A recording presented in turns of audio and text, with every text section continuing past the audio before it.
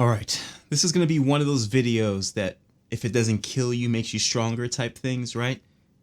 Pretty stressed out. Before I get into what we're gonna do here today, I wanna explain something. There are 3 categories that essentially make this channel run and exist on a weekly basis. Category number 1 is quite obvious, and that is guitar gear. This is a guitar related channel. I am a guitarist, therefore I really love guitar gear. I love guitars, I love pedals, I love everything in between. I essentially have to showcase guitar equipment on a weekly basis. I also record guitar for other artists. I have my own music that I'm currently working on, and I can honestly justify purchasing more guitars. I try to stop myself because, well, there are other categories, such as category number 2, which is the visuals of the channel. It's more than just the LEDs that you see behind me, the neon sign, all the lights and stuff. It's also the stuff you don't see.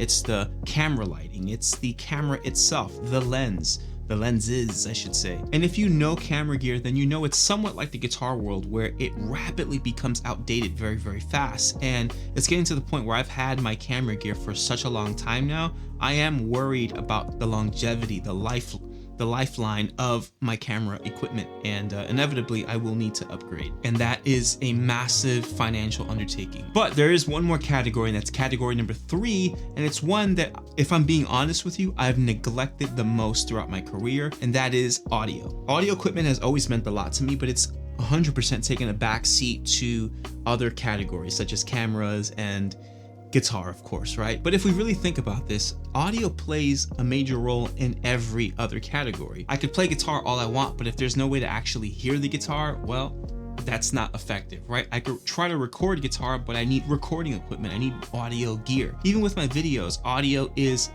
literally just as important, if not more, than the actual video itself. So today, I've decided we're finally gonna address audio. As a lot of you know, this is not a studio desk. This is just a series of desks and shelves that I've mounted onto the wall so that I could function and make it seem like a studio desk. But it's just gotten to the point where I've been investing in this setup so much, I could have easily bought a studio desk a long, long time ago. So I think it's time to truly not only invest and upgrade some of the audio equipment, but also the functionality. I also want to address just a few things here in the studio aesthetically. I think that over the last couple of years, I've just gone a little too crazy with some of the aesthetics, and it feels a little cluttered to me. This room is not big, it's very, very small. That's what she said. And I just want to make sure that I can come in here and feel good to work, because I do a lot of work in here. And yeah, it's just time, it's time. But first, the part that's stressing me out the most, we're gonna take everything apart. We've got to disconnect every single thing. I can't believe it. This has been virtually untouched for years now. So, all right, I'm stalling. Let's get started.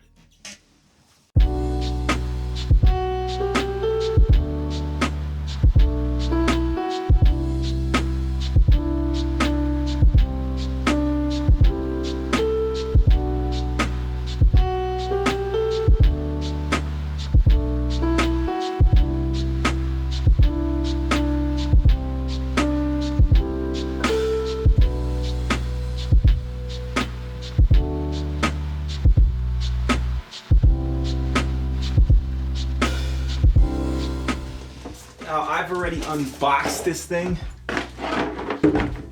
mainly because I wanted to make sure it was okay, because it was very heavy. Everything was in one box. This box had to have been at least 150 pounds, maybe a little bit less or whatever, but still very, very heavy. So I wanted to make sure that it didn't get damaged during transport. It looks okay from the eye, but we have to build it to see. However, I went with the mono-price straight right studio workstation. I like the idea of simplifying, kind of like what I did with my pedal board recently.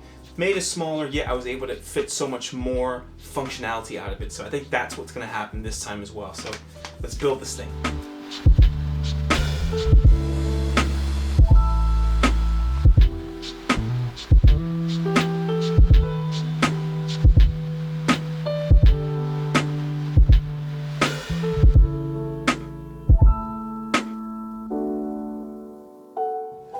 The desk is finally built. Number one, the reviews on this thing all say the same thing. Pretty decent desk, and that I could see it is decent. But the biggest con that you'll read in the reviews are the instructions in building this thing.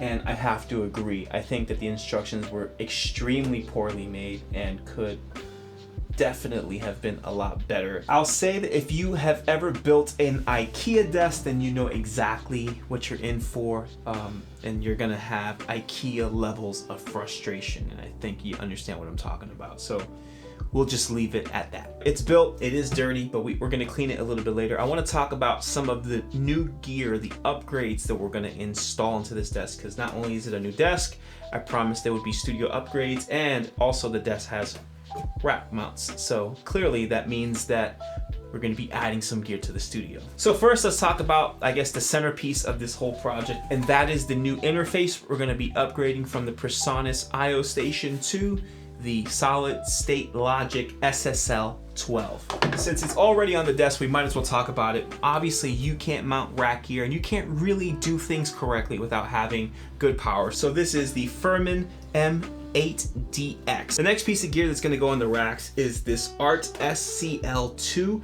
This is a stereo compressor, limiter, gate, and expander. I won't put Guitar Suit here, but I will put maybe my vocal on YouTube for these things. Lastly, the most exciting and probably the biggest upgrade for me, the Warm Audio WA273 EQ. This 2-channel monster that I have been wanting for so long now. I forgot to mention that now me giving up the IO Station 24C, that interface is PreSonus's combination of their interface and their fader port. So I technically lose my DAW controller, right? I'm gonna be now using the Icon Platform M+. It has a jug wheel, the play stop options, most of the stuff that I used only on the PreSonus fader port anyway. So this is a great option, but it also gives me more accessible faders, which is something I really love. They are motorized, so they're great.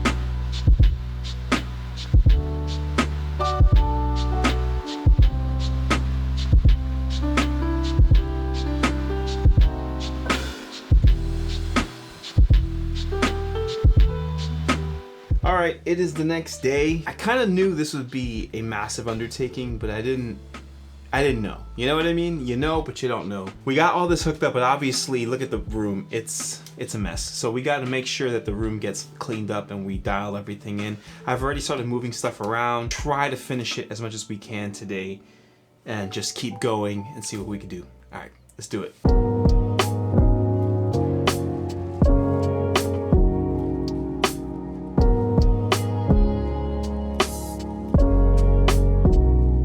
I think it's done. See, one thing I've learned is that these kinds of things are never done. You're always going to be tinkering with stuff, figuring out ways to make things better. It just is what it is, but I think it's presentable enough to finally show you guys. Of course, I'm in different clothes because it is day 3, I think? I don't even know anymore. Let me finally show you guys what we got going on.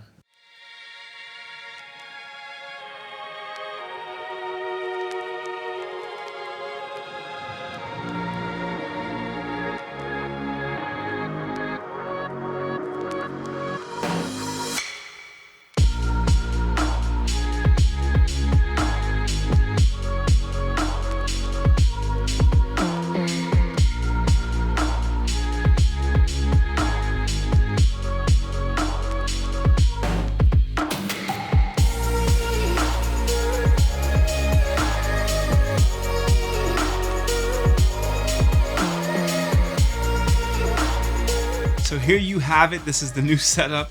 You know, funny thing is, if anyone who maybe just casually watches, just turned on the camera right now and looked at the studio, they'd be like, what? Nothing's changed. Or even if you walked in here physically, it kind of feels like nothing has changed because for the most part, everything somewhat looks the same. But to the trained eye, someone who's actually paying attention, a lot has changed here. We've upgraded quite a bit. First, let's talk about some of the changes that I made here in the studio. Some of the stuff you will see on camera, some of the stuff you won't. I had these bins inside of a bookshelf for a long time. Now we installed this like crate thing that I picked up from Amazon.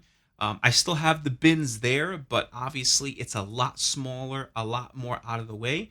And now I can expand the camera angle and I have a lot more space in the back area, which allows me to also film in this direction versus straight on. So now you could somewhat see the desk in the videos. In the back corner, I used to have like this side table desk thing where I basically held just trinkets, like accessories, things that were cool to look at. But it really didn't serve a purpose for me here in the studio, so I replaced it with the same shelf that I have in the back of the studio. I put 2 amps back there now. It's not taking up a ton of space, and it's a little bit more functional, as the amps being there make it a little easier and more accessible and more usable if I want to use them in the future. I also took down some of the decorations from the walls, mainly because now that this desk is a little bit bigger, I don't want to bump into the frames that I used to have on the back wall here. So yeah, I just figured better safe than sorry. And then lastly, we mounted some more guitars here behind me. I used to have them back there a little while ago and took them down and moved them all to the back side of the room. I still have the guitars mounted back there, but I added some more hooks here. One thing that I noticed about my videos was when I was shooting straight on, and I still will use that angle, you really didn't notice or see anything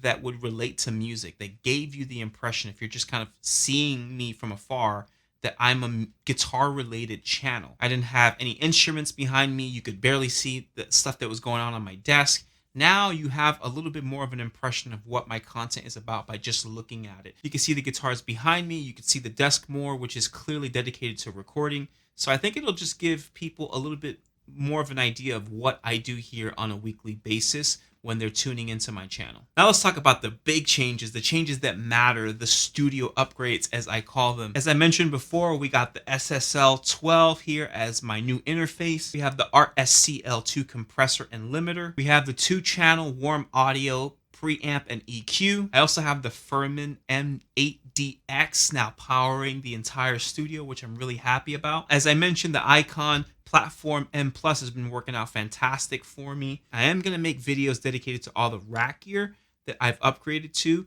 However, I want to talk about the desk now. I don't think it needs a separate video.